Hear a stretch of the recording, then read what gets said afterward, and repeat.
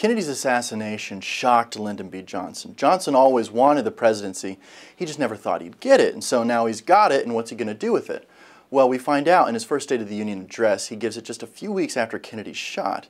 And this is what he says. He says, "This administration today, here and now, declares unconditional war on poverty in America." And this administration today, here and now, declares unconditional war on poverty in America. A war against poverty was the war that Johnson really wanted to fight. In his first State of the Union address, he reached back to the populism of his father and grandfather. He took a Kennedy anti-poverty proposal and made it his own. It will not be a short or easy struggle, but we shall not rest until that war is won. The richest nation on earth can afford to win it. We cannot afford to lose it.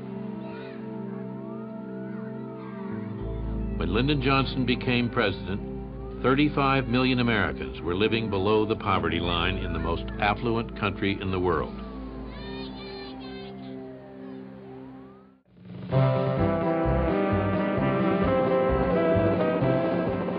Johnson crisscrossed the country, appealing for support for his anti-poverty legislation. Poverty in America had been invisible.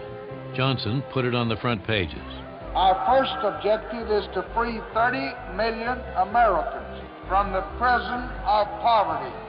Can you help us free these Americans? And if you can, let me hear your voices. For Johnson, it was a return to his political past. The old battle cries of the New Deal coming alive again. Do something we can be proud of. Help the weak and the meek and lift them up and help them train and give them an education where they can make their own way instead of having to live off the bounty of our generosity. We have a right to expect a job, to provide food for our families, a roof over their head, clothes for their body, and with your help and with God's help, we will have it in America. Thank you.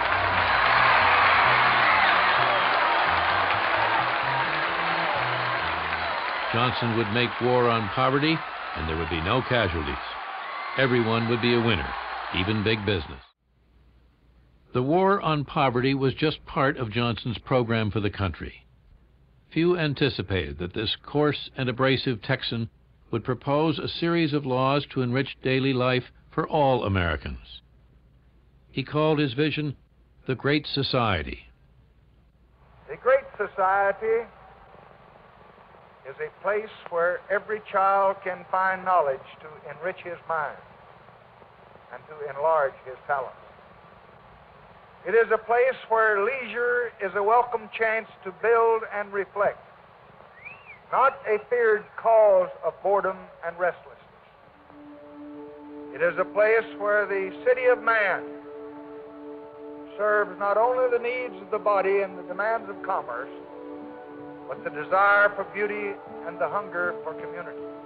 It was an inflated rhetoric, It is a place where man can renew the kind American leaders seldom use anymore. It is a place which honors creation for its own sake. As one aide described it, what he meant was a full stomach, yes, but a fuller life, too. It is a place where men are more concerned with the quality of their gold than the quantity of their goods.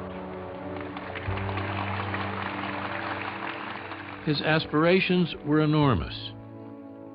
He wanted to do something for everyone. He wanted to be the best father Americans ever had. So what Johnson wanted to do was he wanted to take on poverty. So during the Johnson administration, we see the creation of Head Start, Medicaid, Medicare, food stamps, and a little program called the Model Cities Program. Model Cities Program eventually gives birth to the National Community Development Association. And so this is our improbable history. The NCDA has a 5-year plan, and in the 5-year plan it has 3 priorities. Priority 1 is build membership. Priority 2 is build finances. Priority 3 is build our position as the leader in community development. So we put it to you that these priorities can't be met unless we build relationships. This is foundational to what community development is. You develop communities by developing relationships. That's why Waco is so excited to be hosting the regional conference this year. We want our time together to be filled with creative and productive collaboration. We want to talk about data. We want to share our challenges. We want to hear the local solutions that we know you have. Look, you probably got into community development because, like Johnson, you wanted to take on poverty. Well, us too. It's why we get up in the morning. Let's strengthen and sustain the NCDA. Let's return to relationships in our communities. Historic lofts of Waco High came at a key time during the building's history, marking the 100th anniversary of the start of construction of the original Waco High School. Today, the school stands as the oldest remaining school building in the city of Waco. The building remained in use by the high school until 1971 and remained largely vacant until the idea for the lofts came to fruition. The Landmark Group worked alongside the Texas Historical Commission and the National Park Service to preserve the architecture and historic fabric of the original structures while providing modern amenities to the new residents. This tax credit property, funded in part with community development block grant funds, now acts as a catalyst for revitalization and economic development in Waco's urban core and surrounding neighborhoods. The commitment of the Landmark Group, the City of Waco, and even alumni of the former school helped to create a new sense of pride for the families that now call the historic lofts of Waco High their home. 3 Waco homeowners are smiling this year thanks to the city's rehab reconstruction program. From deplorable to adorable, their homes were dramatically transformed through construction and renovation to achieve better, safer living conditions. The Rehab Reconstruct program's purpose is to improve living conditions for lower-income homeowners through rehabilitation of their existing home or building a new home if repair is not feasible. The City of Waco's Housing and Community Development Department is offering the federally funded program to any applicants who meet the eligibility criteria. I'm so proud of the City of Waco for having the concern of the middle class and lower class people to make sure that we have adequate shelter. And they have done a marvelous job here for Ms. Linda Lewis, and we are proud of her. She's got a marvelous home here. And I'll tell you something, we will cherish this and for the City of Waco to do this. And I'm proud that I'm a part of the City of Waco that make things like these happen. I am overjoyed, and this is a blessing beyond my wildest imagination. The program benefits area contractors, too. The lowest and our most responsible bidder wins the opportunity to make a tremendous difference in the homeowner's life. It's a sight frequently seen in Waco, on a corner or a parking lot, someone asking for money, a group off by themselves in a vacant lot, another sleeping on a park bench with nowhere to call home.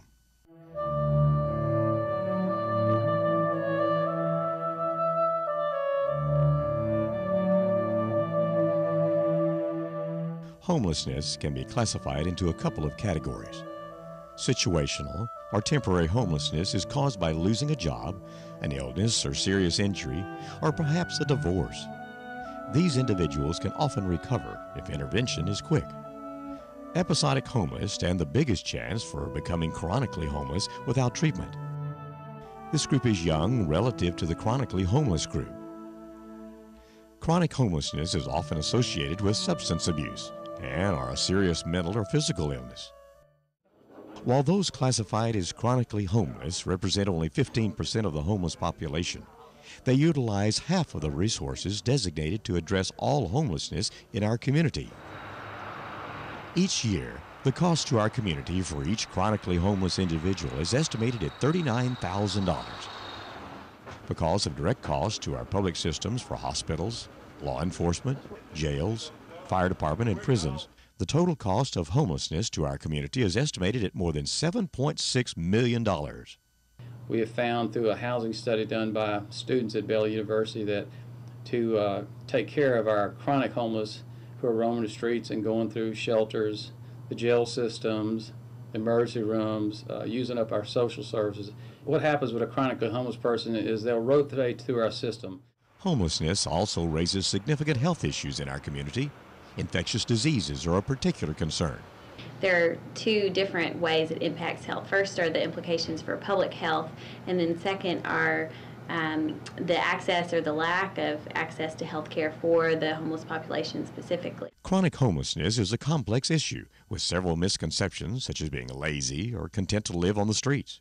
In 2005, Waco Mayor Dr. Mae Jackson initiated a 10-year plan which included a study that provided valuable insights to the challenges the community faces due to the increase of the chronic homeless population. This was necessary to seek additional federal funding.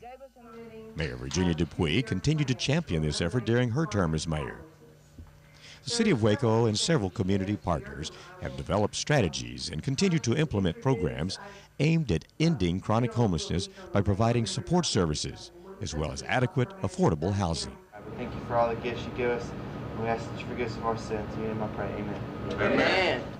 These programs are targeted at individuals who often fall through the cracks of traditional programs, yet need assistance to get them off the streets into a safe, healthy environment. One program that's been successful is the development of permanent supportive housing.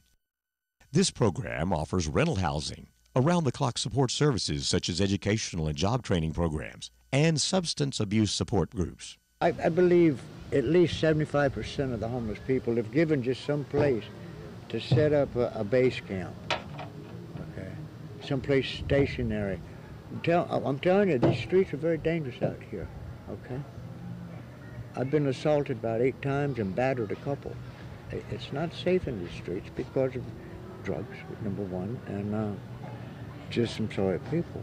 In some communities, permanent supportive housing has had an 80% success rate by reducing costs for police, fire, and hospitals, saving thousands or millions of dollars each year. Well, I think that permanent supportive housing would be just improve healthcare access for the homeless population just tremendously, because they're going to be in a stable environment. They have a safe place to sleep.